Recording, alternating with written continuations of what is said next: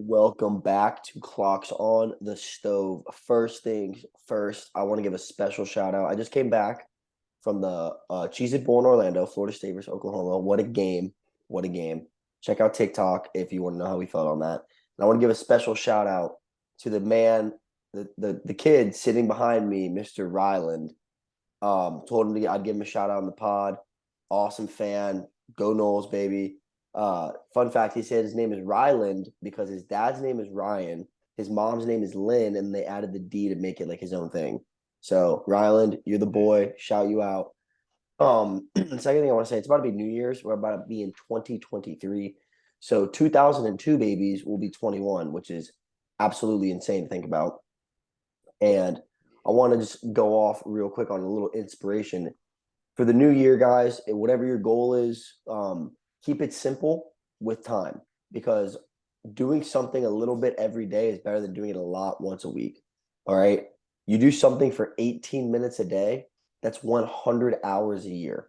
So consistency is key. Happy New Year. Let's dive into why we are here, and that is the college football playoffs. Mr. Zach Watts. We have number 2 Michigan starting us off tomorrow against number 3 TCU in the first game at 4 o'clock on ESPN. And then following that at 8 o'clock, we have number 1 Georgia Bulldogs playing Ohio State at number 4. Michigan TCU game is at the Fiesta Bowl. Ohio State, Georgia, Chick-fil-A Peach Bowl. Let's go to our first game. We got TCU versus Michigan. Michigan coming in at a -7.5. Zach, how are we feeling about this game? Mind you, real quick, Michigan won the Big Ten. TCU went 13-0. TCU lost in the Big 12 championship to Kansas State, and TCU head coach Sonny Dykes won Coach of the Year. Zach Watts, the floor is yours. Yes, kind of predicted that coming just because of our last pod we talked about, um, I guess our conference championships, excuse me. And I said that TCU would probably drop that one, but I'm glad the committee made the right call by keeping them in instead of swapping them out for Bama because, it's always good to have some fresh faces in the playoffs, give other teams a chance. I do want to bring up Coach Sonny Dykes, Mr. Coach of the Year's comments that he made earlier this week, where he came out and said, we don't have the privilege of SEC schools getting to play FCS schools in week 11. Rather, we are stuck in the middle of our conference schedule. And that pissed off a lot of SEC D riders. And obviously so. But, I gotta agree with him. People were complaining saying like, "Oh, will you come and play in the SEC and go ahead and play Georgia and Alabama?" I'm like, dude, you only play Georgia or Alabama depending on which side of the bracket you're on. So not really that terrifying considering it's only one game. And guess what? One loss teams still make the playoffs anyway. And if you want to talk about how strong the SEC is this year, let's consider they are 1-5 and 1-7, counting the two teams that are going to be adding to the SEC in bowl games this year, to non-SEC schools. So from what I'm seeing, it seems as if the SEC really isn't all that outside of their top dogs who are carrying the slack for the rest of these little bitches. But that's my little tangent right there. I'm kind of waiting for the SEC to kind of fall off a little bit. Obviously, whoever runs the ACC will most likely win it all. But then again, that's why we added the college football playoff, to give these other conference teams a chance. So it's not the same teams every year. And TCU is our representative. Now, if you were to ask me in years past what I thought, and obviously it's not much different than this year, they're probably going to get beat by these stronger opponents just because Michigan is a recruiting powerhouse in the Big Ten. Them and Ohio State are going to go at it every year. With a program like TCU coming out of the Big 12, the way I see it from a recruit's perspective is your dream when you come out as a child. Like, what do you want to be when you grow up? I've never heard a kid say, I want to play Big 12 football. Like, no one gives a shit. Like, I've never heard that in my life. You want to be like, oh my God, I want to go work. I want to go play under Nick Saban or the Bear Bryants of the world. Like that's what you envision. So that's kind of how I see it. However, I'm a huge underdog guy. I'm a huge Sonny Dykes guy. So I am going to be rooting for TCU in this one. However, this is one of those things where I'm going to stick with my gut and not my heart, or technically my brain. But I'm going to have to ride with Michigan as much as it Taking hurts to say. the plus Michigan, 7 by handily. minus All right. 7.5. Mm. I'm not going to take I'm not going to take the -7.5 though. I think TCU will keep it about a touchdown. I don't see 8, but 7. If you want to buy the point and put it at 8, all for that. I would take Michigan. Uh, For TCU or I plus 8. would take, yeah, I would take TCU plus 8.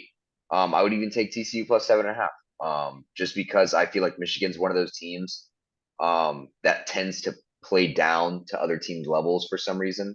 And that's not to say that they aren't good enough to put TCU away, but I think that'd be a huge disrespect to what Sonny Dykes has done there in his first year for TCU. They made it all the way undefeated up into that last loss for a reason. They're really solid. Their running back scored a touchdown, I think, every game this season. Mm-hmm. They have a stud number one. Max Dugan entered himself into the Heisman candidacy for a reason. He's been playing lights out as well. And their defense, one of the things about the Big 12 we always say is if you're able to just produce a somewhat relevant defense, you can probably make it a long way. And I think Sonny Dykes has done exactly that. So with that being said, I do think though, it being his first year is too tough of a hill to climb. I think what Harbaugh has built up at Michigan has been long in the making. He's done there, especially from someone that enjoys watching Ohio State football. I have to give credit where credit's due. He has done an exceptional job with that program. So I do think this is one of those years where he's got to put a natty under his belt for what he's built. You've got to reap what you've worked for. All the blood, sweat, and tears that get put into it. It's got to show out somewhere, and I think it's gonna have a national title berth this year. I don't know if they'll win it, but we'll get to that later. So I want to piggyback off some of the things you said. First of all, I know you're making fun of the Big 12, but I feel like TCU right now is in a very good position because Texas and Oklahoma are gone, not next year, the year after. Okay, they're gone. Bye bye. Mm. TCU is going to run the Big 12. This is their conference now. Obviously, Kansas State's going to be pretty good. I believe Cincinnati's coming in. They're going to be good. Like, you're going to have other teams that are solid, but TCU is the number one team. And it's so stupid because, like, Oklahoma and Texas are going to go to the SEC and just get mopped, completely ruin their dynasties. And TCU is just going to run the Big 12. It's going to help Sonny Dykes in recruiting so much. And the other thing I want to point out, first of all, he won Coach of the Year by a landslide, in my opinion. Like, there was no one else. If Hupel put Tennessee in the playoffs, I'd give it to him, but that blowout to South Carolina was bad.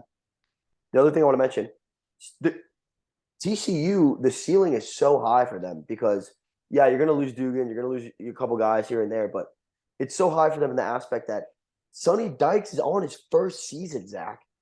He hasn't had a single guy on that team that he brought there. He's doing this all with Gary Patterson's guys, which is crazy to think about. That's pure like good coaching.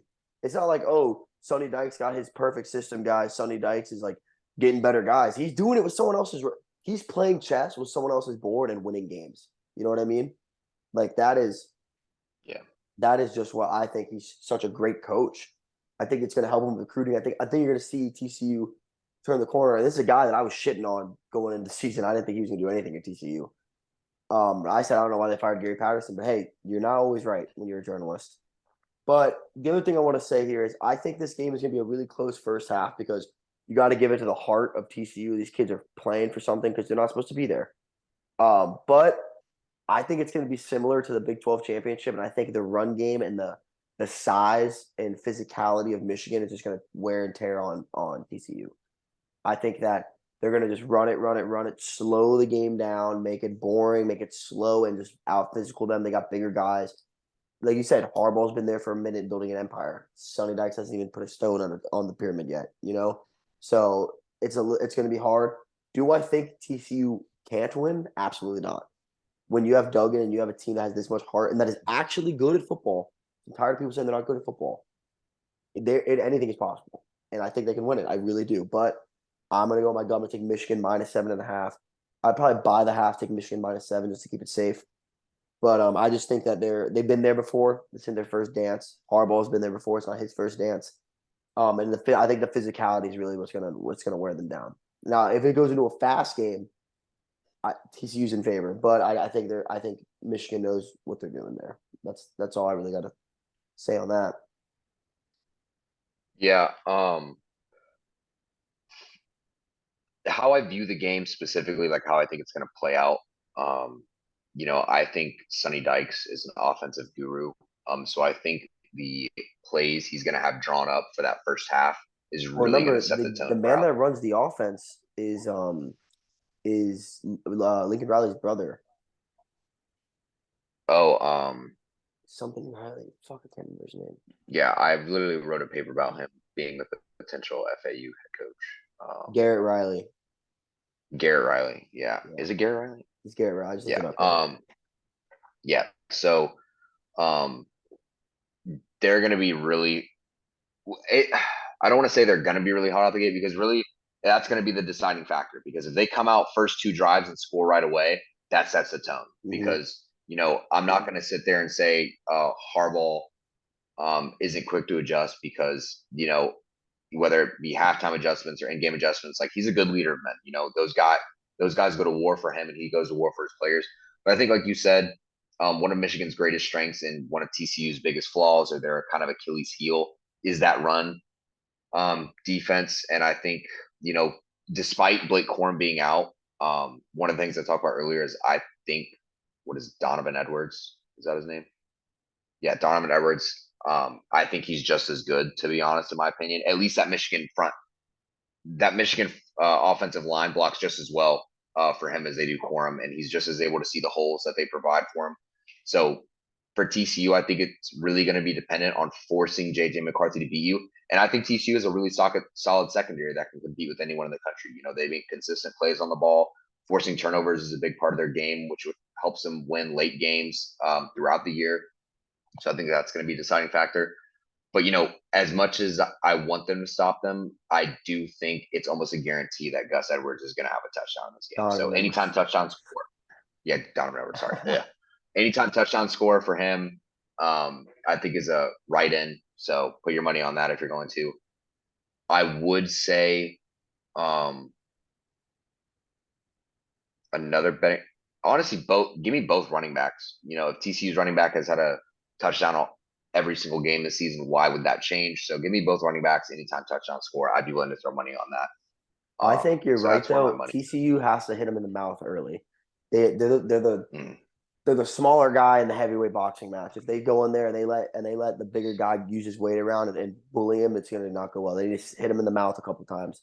On top of that, they're not gonna win this game coming back. If Michigan gets a 17-point lead, it's over. It's GG's. They're not. Michigan slows it down and plays at their tempo, and that's what they're really good at. TCU needs to keep it electric because TCU can spread out the field and move. That's what they're good at. That's what they've done all year. Michigan, that's not really their style of play. So if TCU can do anything like the most that they can in their power to make it their style of game, they're going to do well. That's why I think they have a shot at this. And Dugan's a dog, and I'm always going to freaking feel with the dog. I love you, Caleb, and I want TCU to win, but I'm still going to take my Michigan -7 by the half. So, Zach, you're taking TCU plus 7.5. yeah, I'm gonna take the Michigan minus yeah. I seven don't by know the why. half. It's just No, it's not nothing wrong with that. I think that's a good pick.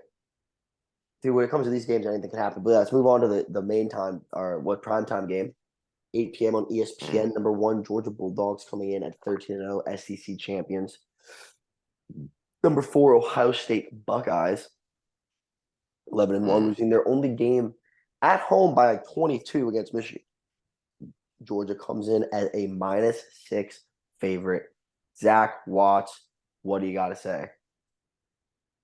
Mind you, A also a team weird has feeling. never a college football playoff championship team has never went back to back.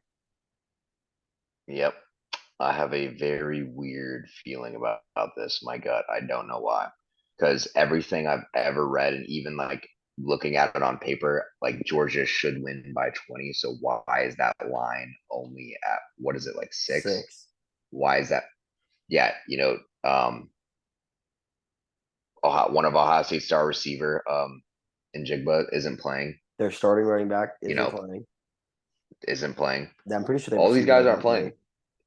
Yeah, they have a few guys that aren't playing, and for some reason, it just seems like back in that 2014 year when Ohio State lost to Virginia Tech week 2, they were counted out. No one really liked them, and it was the first year of the college football playoff, and they go into the Big Ten championship. JT Barrett gets hurt. They don't have their starting quarterback. They're Well, like, JT oh, Barrett got hurt Wisconsin's gonna. before the Big Ten championship. Yeah, no, that's what I'm saying. And Yeah. then they're like, oh, Wisconsin's gonna dog walk them up. Cardell Jones, 59 49 nothing to on 0. Wisconsin. Yeah. Yeah, That was so 59 nothing, sad. not 49. That was so sad. Yeah, whipped them. They sneaked them into the playoffs. Fans were pissed. They're like, all right, fine, sneak them in. Doesn't matter. They're gonna play Alabama first round. They're gonna get dog walked. Guess what happened? Ohio State upset Alabama. By Then they're like, 14, oh, well, by 14. And then when Oregon dog walked Florida State by that 39. year, because I was pissed as fuck, So I mad. was like, I was like, fuck, man, Oregon's gonna get their first national title. It was like, this is gonna be bullshit. Everyone had Oregon like written off, like, oh, Marcus Mariota's gonna win the Heisman in the ring. What fucking happened? Ohio State beat them by 14, whooped that ass, ended up being the first ever college football championship. All I'm saying is, last time we thought Ohio State shouldn't have deserved to be in and counted them out, round one wasn't looking so good for the defending champs last time around. So I'm a huge naysayer. I'm also a big believer in history repeating itself unless you change things, and people aren't changing their beliefs. They're not changing how they're following the script. Give me Ohio State money line. Trust. I believe you must believe it's going to be a Michigan Ohio State national championship rematch. The script writers know what they're doing. It can't go any other Well, way. I'll tell you what, the NCAA wants that to happen 100%. Oh yeah, they're literally like lube bottle like next to the bed, Yeah. just like Michigan, Yeah. like But Michigan, Ohio State, so man. I'm gonna go completely. I like where you're going. I'm just gonna go completely against you. I think so. Let's think. Let's compare that team to this team. Talent wise, very equal. Both extremely talented teams, right? That team, those guys, when their quarterback went down and all these things started happening, they believed. Urban Meyer led them, gave them hope, gave them belief. They had a lot of leaders. They believed. This team, they don't fucking believe at all. And all the reports I'm reading are like at the college football playoffs, I'm at the semifinals here, and the energy from Ohio State is the worst out of all four of these teams. And they just like all these guys are opting out, like, oh, like they're basically saying we don't think we're gonna win. So why are we gonna even play? You know what I mean? And Ryan Day is not the guy to get them fired up. Top of that, CJ Stroud, or let's keep it real, Ryan Day haven't really won a big game. I'll give Ryan Day the playoff 2 years ago when they beat Clemson. That was pretty big. But besides that, they haven't really done shit, man. They haven't. They haven't won any big games. CJ Stroud hasn't won any big games. Doesn't even have his best weapon. And what bothers me the most about all of this, Zach, is I said Alabama should have been put in because they would have given the run, it'd have been lit, yada yada yada. But Najigba, all these other Ohio State guys start bitching and complaining about how if they're in, they're going to show why they should have been there. Blah blah blah. Najigba was like, if I played in the Michigan game, that wouldn't happen. All this shit. He's like, see you on the playoffs. All these guys saying this. Then they make the playoffs, and this motherfucker says he's not even going to play. So you just did all that shit talking for no fucking reason. Now listen, I am not against players opting out for your body and safety. I completely get that. But you don't opt out of the playoffs, dude. Like you play to win a fucking natty. You know what I mean? And on top of Yeah, that, you don't talk shit saying that if you were in the game or if you make the playoffs to come back, you're gonna prove your point. And then they're like, all right, you're right, let's see it. And then you're like, nah, I'm not even gonna play. Like what? It doesn't make any sense. yeah. You know, yeah, I agree, and it is a weird scenario to be in because let's say Ohio State does pull off the upset. It's Does he not like play he in can the just yeah, change does he his play mind in and the be like, natty? Yeah, that's what I'm yeah, yeah, saying. yeah, yeah. Can I he don't even know. just be like, he's like, I'm more healthier than I thought I was. Like, no, fuck you, bro. Like, fuck you. Like, you Yeah, already I like would just take it. I don't know no, how I I feel. agree, Like, bro. I if agree. if you're a fan, if you're an Ohio State fan sitting there and you win, do you want him to retract his statement and be like, all right, I'm gonna play in the natty? Because that just shows he's kind of a bitch because he's Yeah, just no, kind of no, like yeah. quit That on kind of you that and then was kind like, of that kind of shows he didn't fucking believe in you guys. yeah. And honestly, he's gonna lose either way if they end up winning. Because if he doesn't play in the natty again, they're like, dude, we even gave you a fucking another week to get healthy and you still can't play. Or it's, oh, and now I'm healthy enough to play, and they're like, all right, fuck you, dude. Like, fuck you.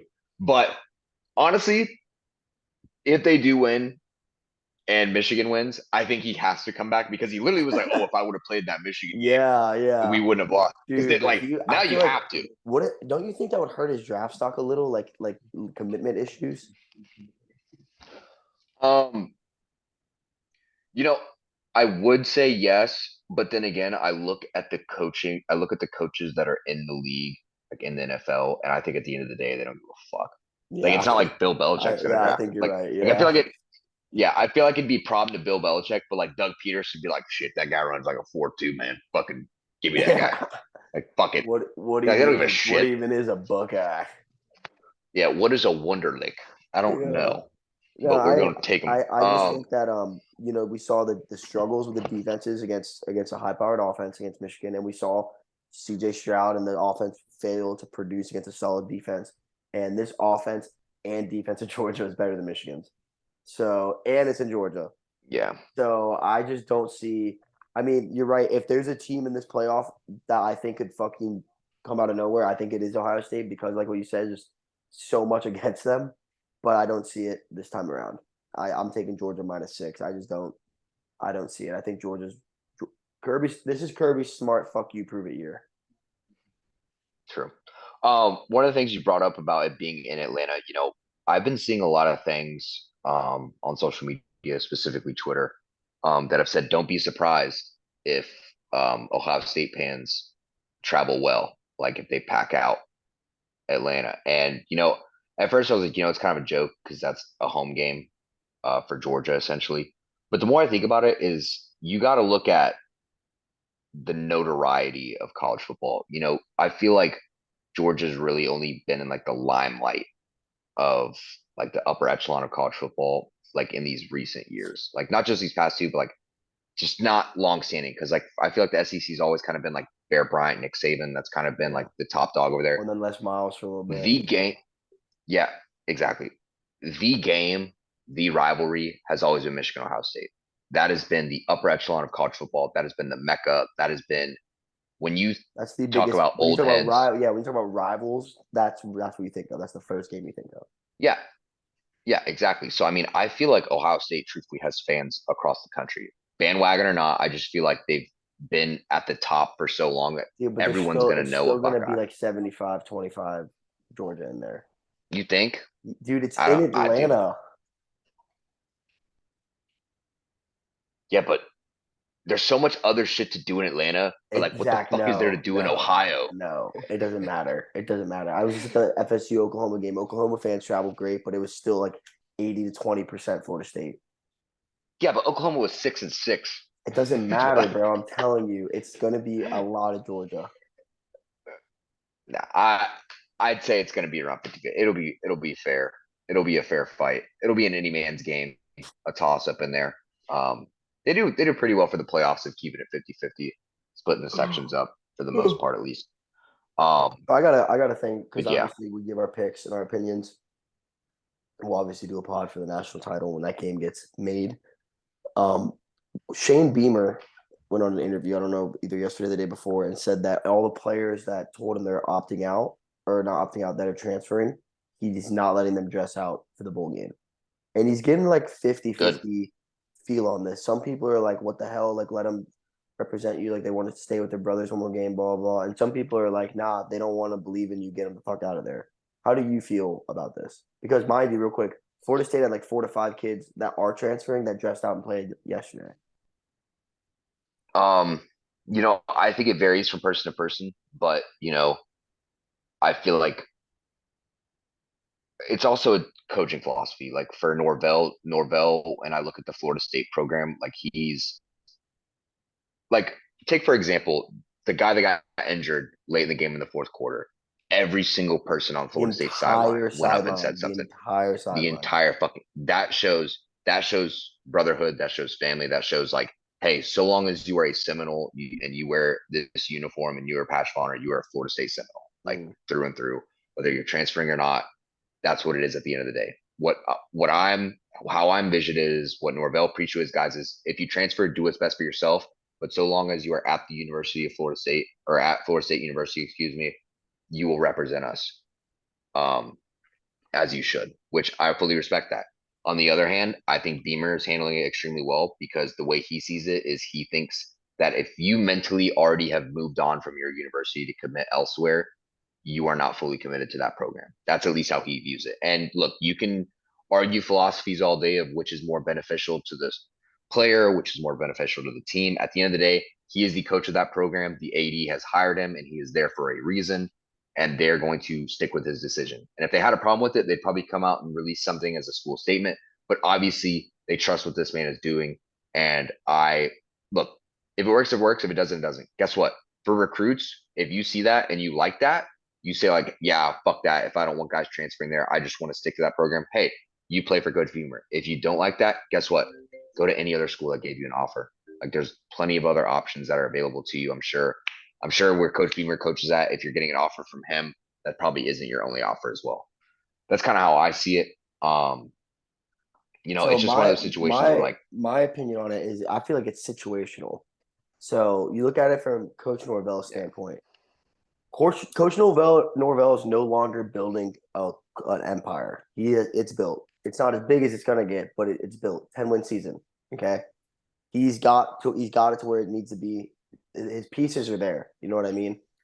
The guys that are transferring away from Norvell, they're not his best guys. They're the guys that couldn't play. They're the guys that weren't getting enough playing time.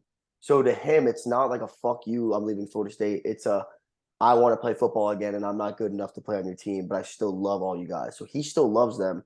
But business wise, it's like, I can't play him. You know what I mean? So there's a love there.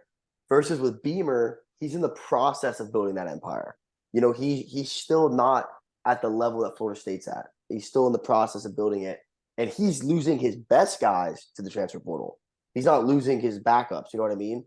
So for him, it's like, yeah, fuck you. We're trying to build something here. You should want to be along for the ride. And reality, the guys are leaving because like his tight end, they come to Florida State, I want to win national title, like shit like that. When he's like trying to build that here, so I feel like the situation, the situation of the problem or of the situation itself of the transfer portal depends on the situation of the school and the team. You know, that's why I think for Norvell it's more loving and caring versus Beamer is more like we're trying to do something here. You're supposed to be a puzzle piece. You know, that's why I think they both took the right aspects and right approaches based on the situation they currently have with their team. yeah. I kind of view it because like you said, same scenario. Look at Norvell 2 years ago when we benched Marvin Wilson, when we benched what was it, Tamori and Terry, and fans were freaking the fuck out. They're like, they're our fucking best players. Why are you benching him? And Norvell came out and said, he goes, these guys are a cancer to the team in the locker room. They're not going to help me in building what I want to build here. I don't need them. I don't want them. Guess what? It fucking worked because now we have what 10-win season and God knows how long. We have 10-win Like season. man We has have put we get no flags and we have no kids getting in trouble outside of school. yeah, He which brought culture, and this is what I told my dad last night when that injury happened, and every single kid, redshirted, not playing, no matter what, walked over and hugged that guy. I looked at my dad and I said, Norvell brought culture back to Florida State. He brought the family and culture. Taggart lost it. Jimbo lost it. It wasn't there. He brought it back. He made it a brotherhood. He made kids want to play for not Norvell, but for the university again. And that's what we were missing. And he brought that back. And I think that was yeah, so crucial. And I think that's why, as fans, we were okay with the 2-year downfall because we knew he was cleaning house to rebuild with new blocks, and he did. yeah. I completely agree. And as much as I would have liked to see Dion as a Florida State coach, this is the Norvell era, Mhm. and he I don't know what would have to happen for us to even consider firing him because honestly, this is his job till the day he dies at this Yeah. point because he's done everything right. He's done right by the university. He's done right by the players. I have yet to hear a single bad thing out of anyone's mouth about him. So, kudos to him and thank Number you for one bringing Florida transfer State back. recruiting class. I think he's like the number 20th or 18th national recruiting class. Yeah, I He's saw killing like it, dude. I thought yeah, I saw like 19th or 18th last time I checked, and we're also the cheesiest baby. We're the fucking Yeah, and cheesiest. and like when he was doing his post game speech and stuff, I was like, dude, he's such a great leader of men. Like, like I said, there's no discipline issues. There's none of that. That shit's all gone. That Tagger brought that in, it's gone. It's all gone. And like you look at him, and that's why I always talk about Dion too. If you want to see how good of a leader of men someone is, look how their kids are. That's the instant reflection of them. Norvell's kids are very well raised. They love him. Like his family's very loving, like very together. Like that shows that his household's in order and they have respect and discipline and love. That's going to translate to the field. Look at Dion's kids. They're very well spoken. They're very respectful, very mature. It's the same thing. So Norvell's a great leader of men, dude. And it shows that even the kids that are leaving still want to play their last game, or they did yesterday, with that family because it's such a good family tradition. Yeah, not only that, but players want to come back and finish their college degrees, play their last season for them. Like they want to continue to experience their college years. It's not like, oh, I Mhm. want to leave early for the draft. And it's not to say those guys aren't good enough to. Like, there's a lot of guys that could decide to just up and leave if they wanted. But even Jordan Travis, that was like, fuck it, coming back for one more year just They because I can. believe. Like, They believe. This is the first time in 6 years where we believe, where Florida State is yeah, like, we deserve to be here. You know? yeah, yeah, I agree. Um, I kind of wanted to just add on. You brought up it being, the holiday times. We just got past Christmas. We're approaching New Year's. You brought up New Year's resolution in 18 minutes a day. I wanted to talk to you about ranking some of not our worst New Year's resolutions, but our most common like given up Yeah. goals.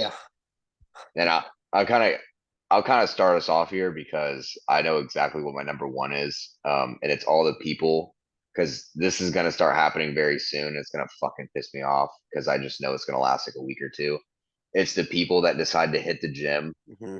come New Year's time. They're like, I'm gonna get right. I'm gonna get back in shape. No, the fuck you're not, you fat fuck. Like, get the If fuck. you haven't been You doing it are in the literally past 30 years, it's not going to just start happening. Yeah, this is what I hate the most about New Year's. People think that a date on the calendar just like suddenly like awakens something in you where you're like, I'm gonna change my life. Like, no, like it's not a fresh year on a calendar. It's not anything like it. It starts with you, first of all. Now look, if that gives you some form of extra motivation to fucking go out there and do it and try to change it, kudos to you. I pray you stick to it. But let's be honest with ourselves, 90% of people are not doing that shit. So that's why it's my number one for me. Um, I'm interested to see what you have to say about your fucking Yeah, obviously worst. anything with that's like dieting or that's working out or like going starting an MMA gym, like anything like that is going to be number one. I think another one that's like kind of slept on is going to church. You're a lot of people that are like, I'm gonna bring God back into my life. I'm gonna do this. And I know I'm not trying to sound fucked up. I'm being serious though. Like a lot of people are like, I'm gonna bring God back in my life, like this, that, blah, blah. And then they do it's the same shit. They go like the first month they go, and then they go for like 2 weeks the next month, and then 1 month, and then it's just gone, and then they stop. I think that's another really Yeah, big one too. Reading, yeah. maybe. I Reading's think another another one thing that that I think. yeah, I think another thing that pisses me off about that too is people that think going to church suddenly makes them a better person. Yeah, yeah, Like, they think it makes them better than you. yeah, like what? Like, no, you're still the same piece of shit that you're Yeah, probably you probably left church. You probably left church to go yell at the dude that fucked up your food in the fast food line, you asshole. Like yeah. no, you're not Dude, fucking like you were you didn't learn out shit. just as late as I was last night. The only difference was you got up and went to church for an hour. Like, it doesn't make you better than me. Yeah, exactly. Like just because we both went to the gym doesn't mean you weren't hitting the same weights I was. Like Yeah, get the fuck out of here, exactly. bro. Like you're not Exactly. Dude, that's a good yeah. analogy. Yeah, yeah, hell yeah. Another thing I'm gonna add is anyone trying to kick a habit like nicotine or jerking off. I Yeah, think yeah, that's another anyone one too. yeah, anyone that says like, "Oh my God, like I'm gonna cut back on that shit," like, no, you're not. Like, no, Dude, you're not. For you know me, what's another time that you see a big spike in that too is Lent. For Lent, everyone's like, I'm quitting soda, yes, I'm quitting this, Ye- quitting that, and then it goes a week oh and they my, stop. Quitting soda, I feel like quitting yeah. soda or alcohol is another big one too. You know, I'm actually surprised by this.